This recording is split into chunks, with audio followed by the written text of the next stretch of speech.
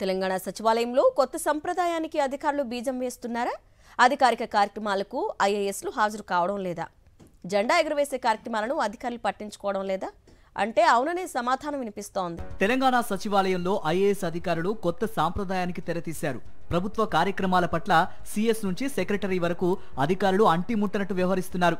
సచివాలయంలో ప్రభుత్వం నిర్వహించే ప్రతి కార్యక్రమానికి ప్రభుత్వ ప్రధాన కార్యదర్శి ఖచ్చితంగా హాజరు కావాలి. కానీ గడిచిన కొన్ని నెలలుగా సచివాలయంలో అలాంటి వాతావరణం కనిపించడం లేదు. ముఖ్యంగా సీఎస్ గా రామకృష్ణారావు బాధ్యతలు తీసుకున్న తర్వాత ప్రభుత్వం నిర్వహించే అధికారిక కార్యక్రమాలు తూతూ మంత్రంగానే జరుగుతున్నాయి. ఉమ్మడి రాష్ట్రంలో అయినా, తెలంగాణ ప్రత్యేక రాష్ట్రంలో అయినా సచివాలయంలో జెండా ఎగురవేసే కార్యక్రమాలు జరిగితే సీఎస్ గాని, పొలిటికల్ సెక్రటరీ గాని పాల్గొనే సాంప్రదాయం ఉండేది. అయితే ఆగస్టు 15న జెండా వందన కార్యక్రమం, సెప్టెంబర్ 17న జరిగిన ప్రజాపాలన దినోత్సవ వేడుకల్లో సీఎస్ గాని, పొలిటికల్ సెక్రటరీ గాని పాల్గొనలేదు. సచివాలయంలో ఒక్క ఐఏఎస్ అధికారి, హెచ్ఓడి, ఒక్క ఉద్యోగి కూడా హాజరు కాలేదు. కేవలం చీఫ్ సెక్యూరిటీ ఆఫీసర్ జెండా ఎగురవేసి కార్యక్రమాన్ని ముగించారు. సీఎస్ సోమేష్ కుమార్ కంటే ముందు పొలిటికల్ సెక్రటరీ జెండా కార్యక్రమంలో పాల్గొనేవారు.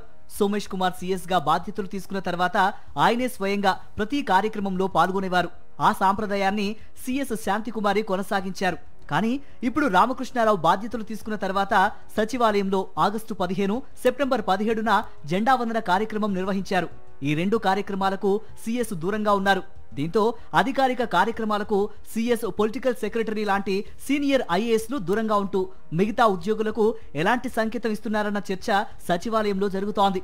మరి రాబోయే అధికారిక కార్యక్రమాల్లోనైనా ఉన్నతాధికారులు పాల్గొంటారా లేదా చూడాలి.